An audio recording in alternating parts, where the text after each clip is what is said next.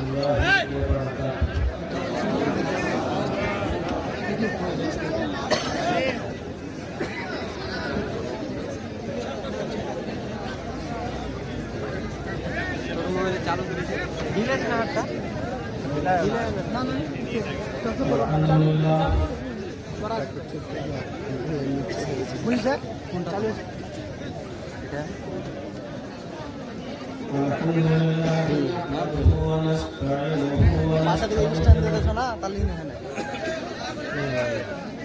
পাশা দিকে স্ট্যান্ড বান্ধাই চাই না, বান্ধাইতে দিয়ে যেতে পারবে।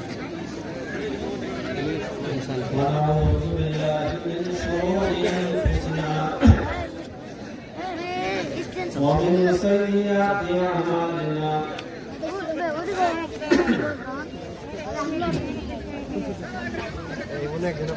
من يهده الله فلا مضل له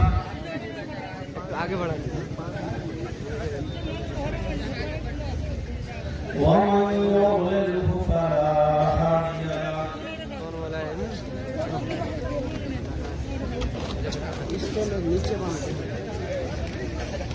وأشهد أن لا إله إلا الله وحده لا شريك له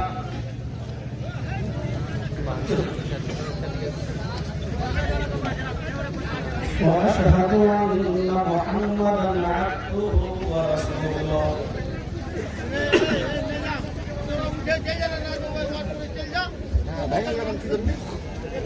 أما بعد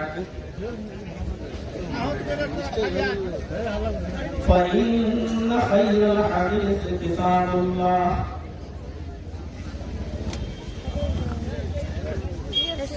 وخير الهدي هدي محمد صلى الله عليه وسلم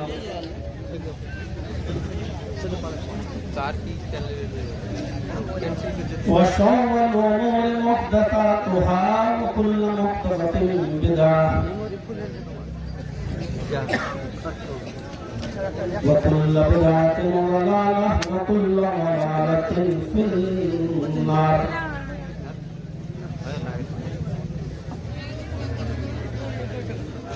أعوذ بالله من الشيطان الرجيم. بسم الله الرحمن الرحيم.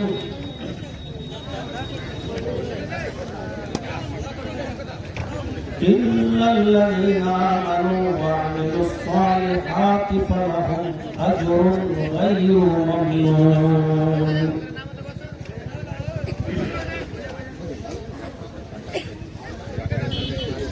وعن أبي هريرة رضي الله تعالى عنه عن النبي صلى الله عليه وسلم قال: الإيمان بضع وسبعون شعبة فأفضلها قول لا إله إلا الله وأدناها إماطة الأذى عن الطريق والحياء شعبة من الإيمان. رواه البخاري. رب اشرح لي صدري ويسر لي أمري واحلل عقدة من لساني يفقهوا قولي.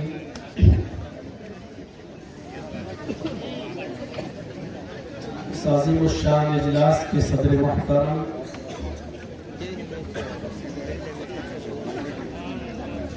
اور اس اجلاس کے روح رواں جنہوں نے فون پر رابطہ قائم کرتے 8 فروری کی ڈیٹ آپ کے اس دیار کے لیے فکس کرائی. ہمارے محترم دوست اور کلاس فیلو ہم سبق ہم درس فضیلت الشیخ ڈاکٹر امان اللہ المدنی حفظہ اللہ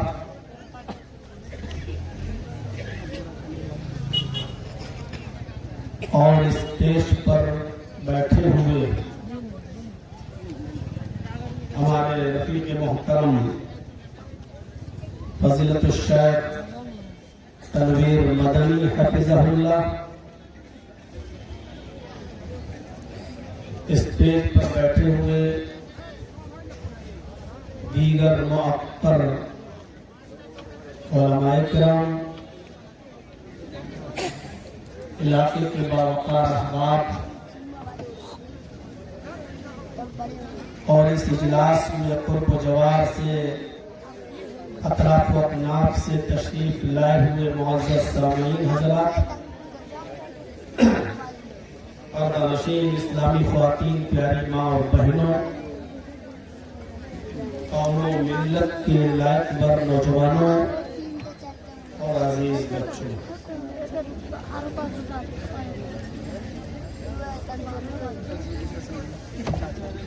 ایک لمبے عرصے کے بعد اس دیار میں پروگرام کا موقع ملا۔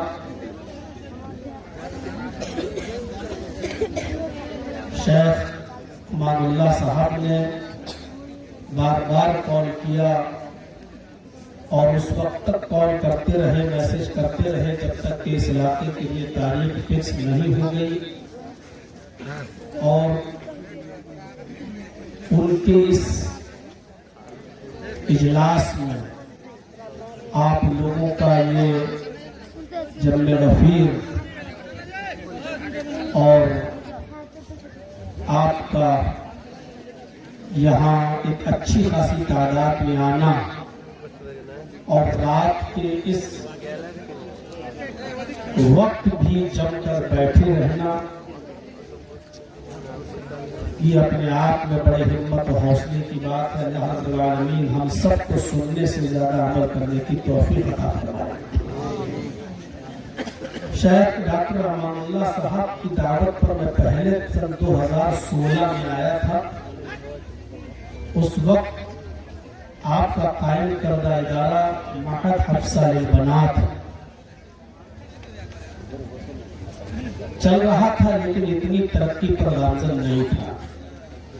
تعمیری کام اس وقت بھی ہو رہا تھا، اور 2016 کے بعد اب 2025 کے شروع دنوں میں فروری میں جب میں آیا ہوں تو میں نے دیکھا کہ اس گاؤں کی حالت بھی بدل گئی، ادارے نے دن دگنی رات چوگنی ترقی کی ہے، اور اس وقت الفیض ماڈل اکیڈمی کے نام سے کوئی ادارہ نہیں تھا جو اس وقت مجھے دیکھنے کو ملا۔ الحمدللہ کافی بچے اس کے اندر پڑھ رہے ہیں، اور اس طریقے کا جو ادارہ مجھے آج ٹہل کر گھوم کر جو میں نے دیکھا، سیمانچل میں 20 سال سے میں تقریباً سفر کر رہا ہوں، سیمانچل کے کسی ایریے میں نے اس نوعیت کا کوئی ادارہ ابھی تک نہیں دیکھا۔ مدرسے بہت دیکھے ہیں، مدرسوں کے پروگراموں میں نے شرکت بھی کی ہے، لیکن اس طریقے کا ادارہ اور اس طریقے کا اسکول جو 10 تک تو ابھی بچے پڑھ رہے ہیں، 10+ کی پرمیشن مل چکی ہے۔ اللہ رب العالمین اس ادارے کو دن دگنی رات چوگنی ترقی عطا فرمائے، اور اس میں آپ لوگوں کے تعاون کی سخت ضرورت ہے۔ آپ سے میری پرزور التماس ہے، گزارش ہے کہ مدرسے بغیر علاقے کے لوگوں کے تعاون کے ادھورے رہتے ہیں، تو اس لیے آپ لوگ اس میں بڑھ چڑھ کر حصہ لیں۔ آج معہد حفصہ للبنات کو میں نے دیکھا جس میں 800 بچیاں پڑھ رہی ہیں جو ہاسٹل میں رہتی ہیں، اور جو دیگر ادھر سے ادھر سے آتی جاتی ہیں، آنا جانا جن کا لگا رہتا ہے، ان کو بھی شامل کیا جائے تو 1200 بچیاں زیر تعلیم ہیں، اور الحمدللہ عالمیت فضیلت کے ساتھ ساتھ تخصص کا بھی ان کا انتظام ہے۔ ابھی میں نے 15 منٹ کا خطاب طالبات کے سامنے بھی میں نے کیا، اور ان طالبات کی میں نے نظمیں سنی، میں نے تقریر سنی، ان کا ترانہ سنا، ان کی تلاوت سنی۔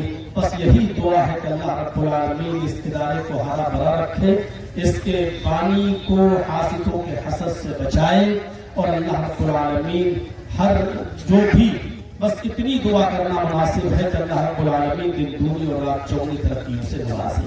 اور آپ لوگ اللہ تبارک و تعالیٰ سے میں دعا کرتا ہوں آپ کو زیادہ سے زیادہ تعاون کرنے کی توفیق عطا فرمائے. تعاون صرف پیسوں ہی کا نہیں ہوتا ہے, اچھے مشوروں کا بھی ہوتا ہے اور ہر قسم کا تعاون ہوتا ہے. اور تعاون میں ہمیں اور آپ کو جس قسم کے تعاون کی ضرورتوں پر چڑھ کر اس میں حصہ لینے کی توفیق اللہ رب العالمین ہمیں اور آپ کو عطا فرمائے. تو ایک کافی عرصے کے بعد میں آپ کے روبرو ہوں.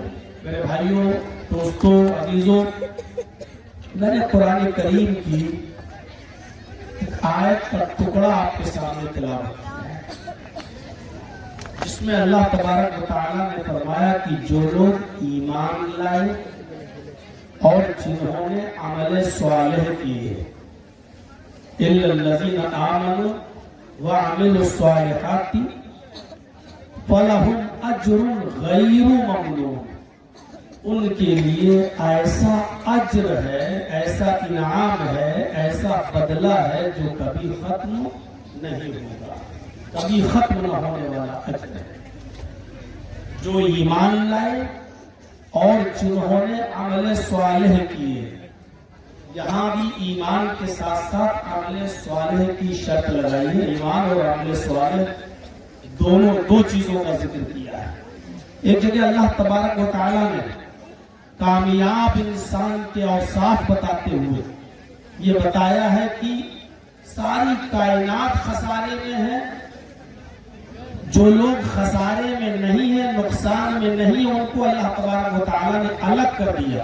الا الذین آمنوا وعملوا الصالحات وتواصوا بالحق وتواصوا بالصبر, جو ایمان لائے اور جنہوں نے عمل صالح کیے اور جنہوں نے حق کی وصیت تلقین کی اور حق بات کہنے میں جو تکلیفیں, جو پریشانیاں, جو مصیبتیں آئیں اس پر صبر کرنے کی جو ترغیب کرتے رہتے ہیں, وہ لوگ بھی نقصان میں نہیں ہیں. تو یہاں پر بھی اللہ تبارک و تعالیٰ نے فرمایا جو ایمان لائے اور جنہوں نے عمل صالح کیا. ایمان کا اور عمل صالح کا چوری دامن کا ساتھ ہے.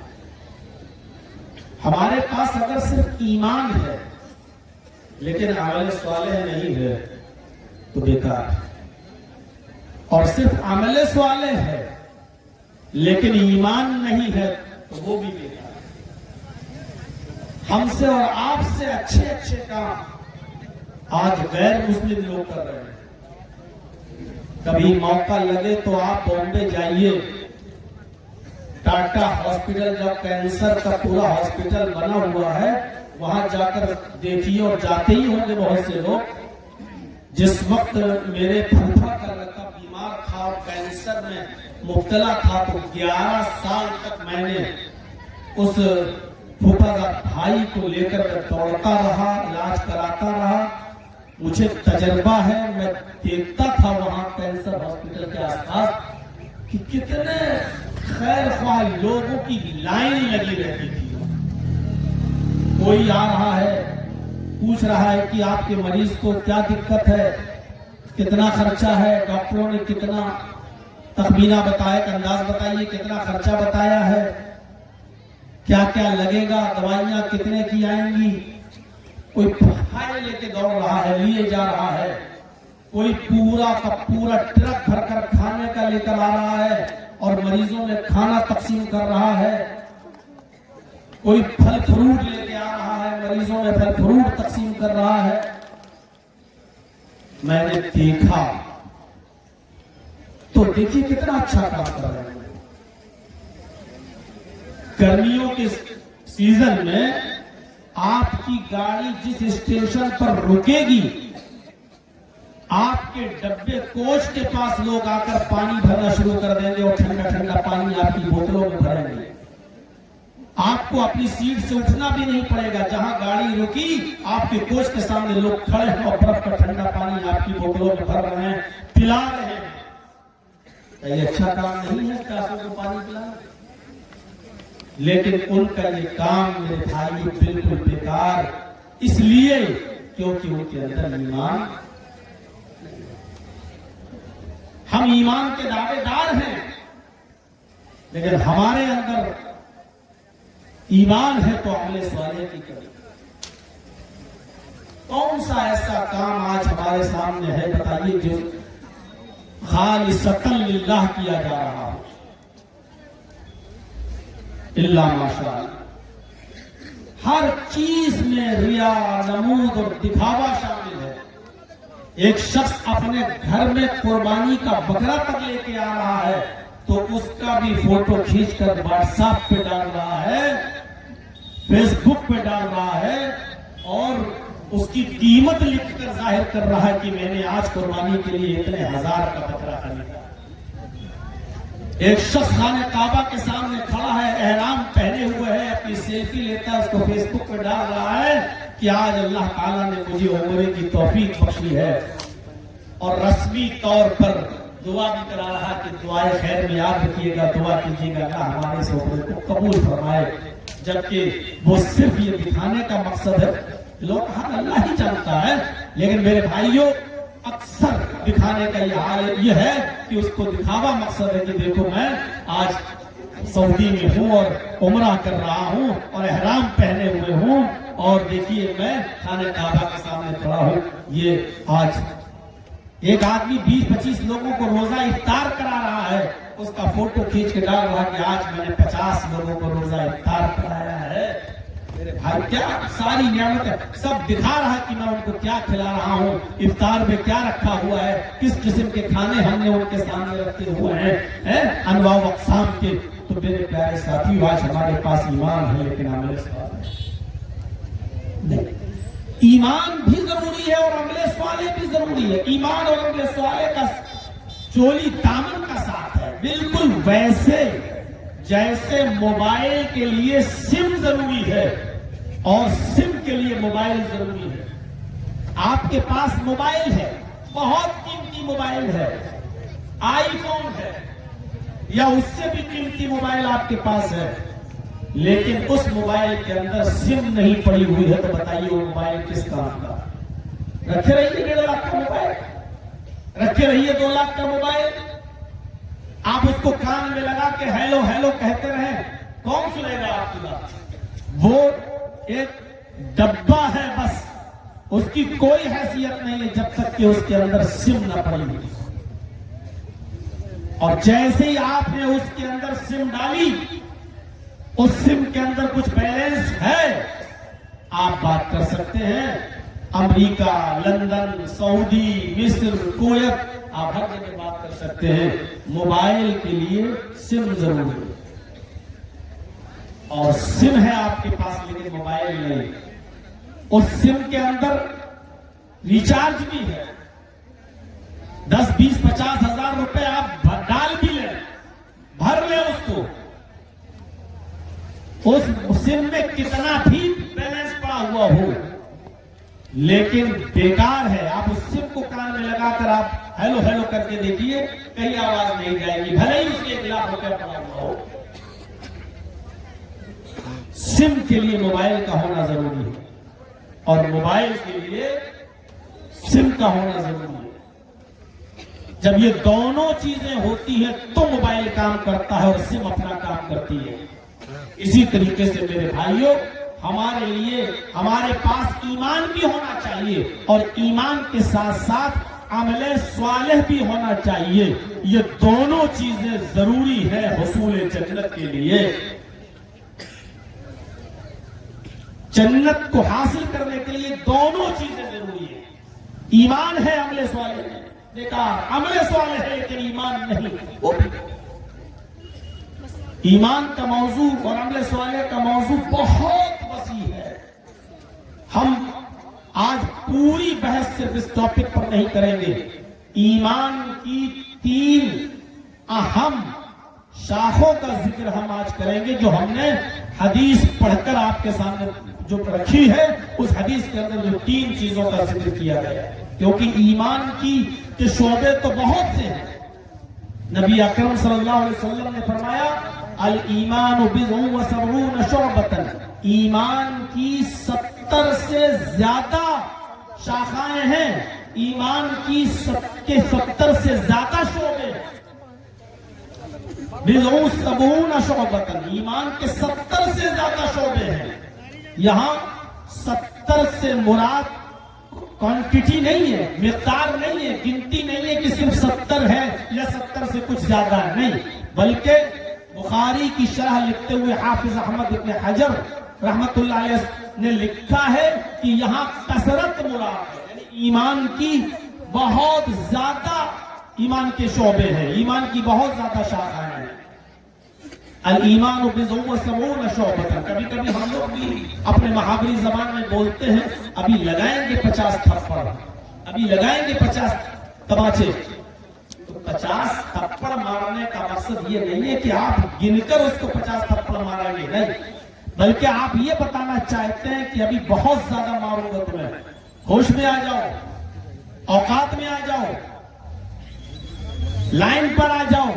अगर आप अपनी हरकत से बाज नहीं आए तो मैं बहुत ज्यादा, यानी बहुत बड़ी सजा दूंगा, बहुत मारूंगा, ये मतलब होता है। तो यहां जो फरमाया गया अल ईमान बिज़ुव्व सबून शुअबतन, ईमान की 70 से ज्यादा शाखाएं हैं, ईमान की 70 से ज्यादा ब्रांचेज हैं, ईमान के 70 से ज्यादा शोबे हैं।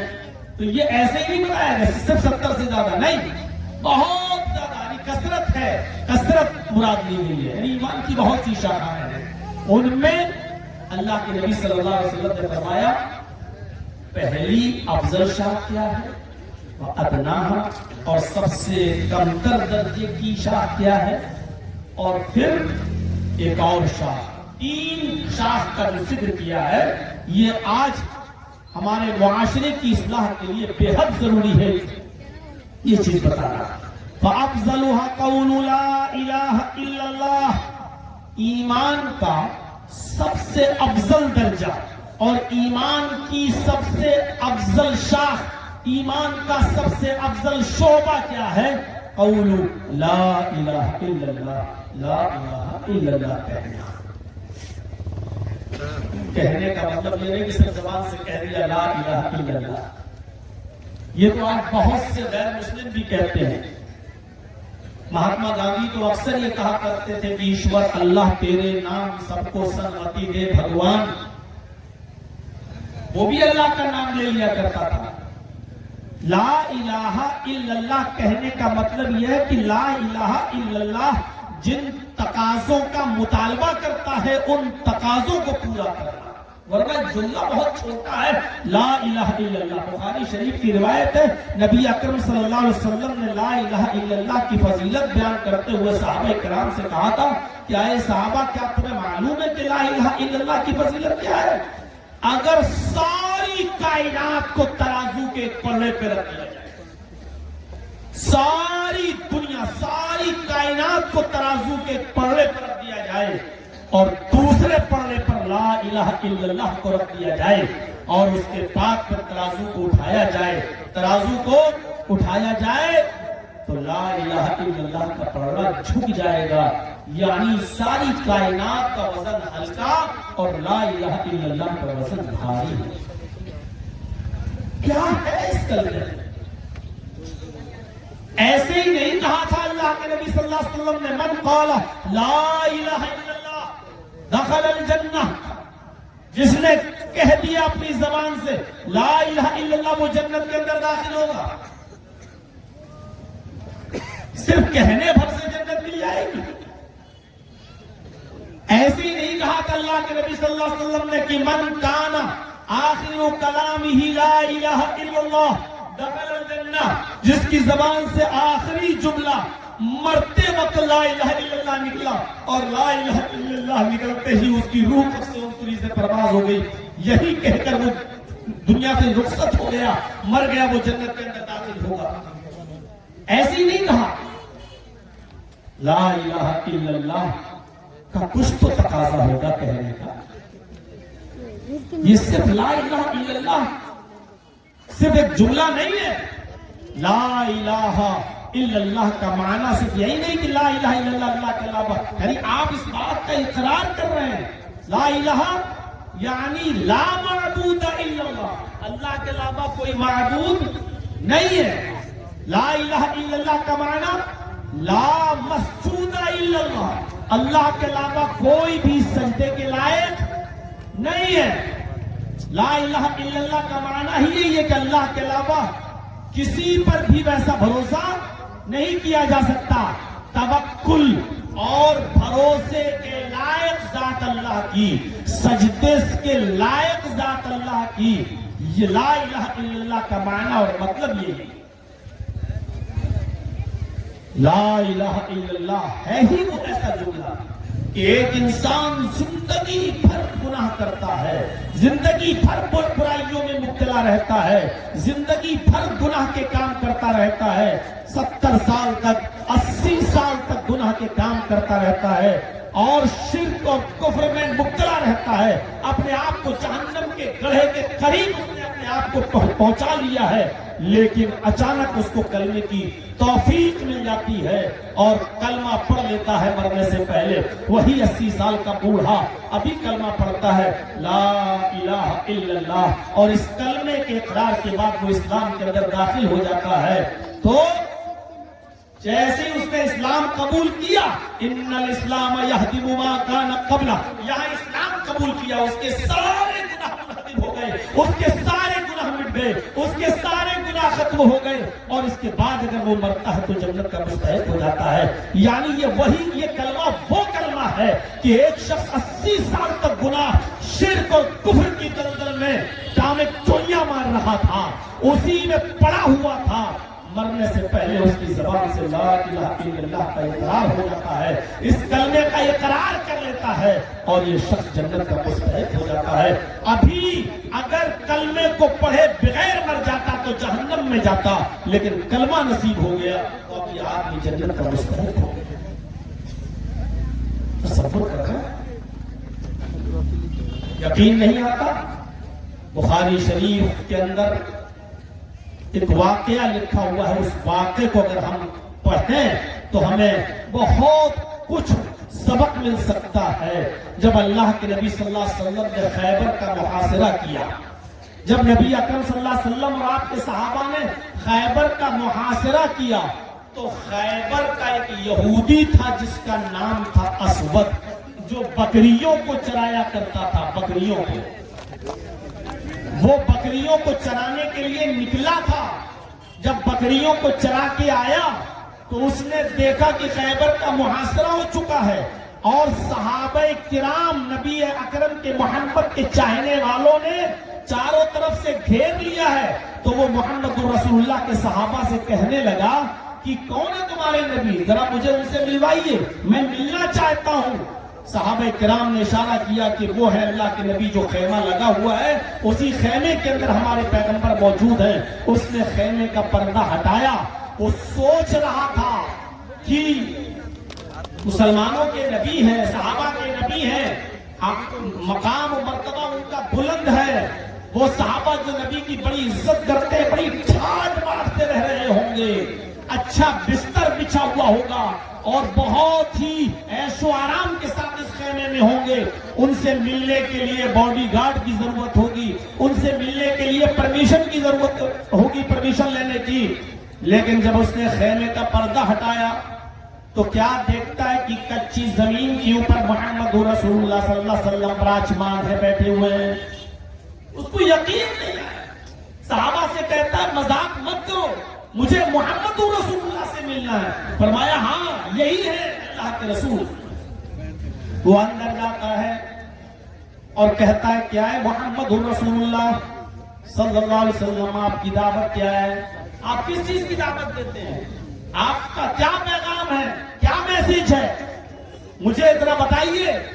اللہ کے نبی جناب محمد رسول اللہ صلی اللہ علیہ وسلم نے اپنا میسج بتایا، اپنا پیغام بتایا، ہماری دعوت صرف یہی ہے، قولوا لا الہ الا اللہ، اس بات کا اقرار کر لو، شہادت دے دو کہ اللہ کے علاوہ کوئی معبود نہیں اور محمد اللہ کے رسول ہے۔ ہم سے زیادہ بہتر عرب کے کافر جانتے تھے کہ اگر لا الہ الا اللہ کہہ دیا تو ہمیں کیا کیا چھوڑنا پڑے گا۔ صرف لا الہ الا اللہ محمد رسول اللہ کہلوا نہیں رہے ہیں، لا الہ الا اللہ کہلوانے کے پیچھے کیا کیا چیزیں ہمیں کہنے کے بعد چھوڑنا پڑیں گی۔ عرب کے کافر اچھی طریقے سے جانتے تھے، وہ جانتے تھے کہ ہم جو 360 مورتیاں اور بت رکھے ہوئے خانہ کعبہ میں ان کو چھوڑنا پڑے گا، وہ جانتے تھے کہ وقت سوا یغوث یعوق اور نصر ہم جو ان سے حیب اور مدد طلب کرتے ہیں ان کو چھوڑنا پڑے گا. وہ جانتے تھے کہ لا الہ الا اللہ کہنے کے بعد ہمیں کن کن کو چھوڑنا پڑے گا, اس لیے وہ لا الہ الا اللہ جلدی اپنی زبان سے ادا نہیں کرتے تھے. آج تو جس سے کہلوا لو وہ فوراً کہہ دے گا لا الہ الا اللہ. جو مزاروں کی چادریں چڑھا رہا ہے اور قبروں کو چوم رہا ہے وہ بھی لا الہ الا اللہ کہتا ہے. میرے بھائیوں ذرا تصور کر لیں, عرب کے کافر جانتے تھے کہ لا الہ الا اللہ کہنے کا مقصد کیا اور مطلب کیا ہے اور ہمیں کیا کیا چھوڑنا پڑے گا. جب اللہ کے نبی نے اسود سے کہا کہ لا الہ الا اللہ کہہ دو, گواہی دے دو کہ اللہ کے علاوہ کوئی معبود نہیں, وہ اچھی طریقے سے جانتا تھا کہ محمد رسول اللہ ہمیں کس چیز کی دعوت دے رہے ہیں, ہمیں کیا کیا چھوڑنا پڑے گا. پوچھا کہ اگر میں اس دعوت کو قبول کر لیتا ہوں تو مجھے کیا ملے گا. فرمایا تمہیں جنت ملے گی, جنت. اس نے کلمہ پڑھ لیا, اقرار کر لیا, اشہد ان لا الہ الا اللہ واشہد ان محمدا عبدہ ورسولہ. یہ کلمہ پڑھ کر وہ اسلام کے دائرے میں داخل ہو جاتا ہے. اس نے کہا اللہ کے نبی اب کوئی کام بتائیے, اب میں یہ کام نہیں کروں گا, یہودیوں کی بکریاں چراؤں, ٹھیک ہے, اب مجھے کوئی کام بتاؤ. آپ نے فرمایا کوئی نماز کا وقت نہیں تھا کہ آپ اس سے کہتے کہ نماز پڑھو, رمضان کا مہینہ بھی نہیں تھا کہ آپ اس سے کہتے روزہ رکھو, حج کا سیزن بھی نہیں تھا کہ آپ اس سے کہتے حج کرو.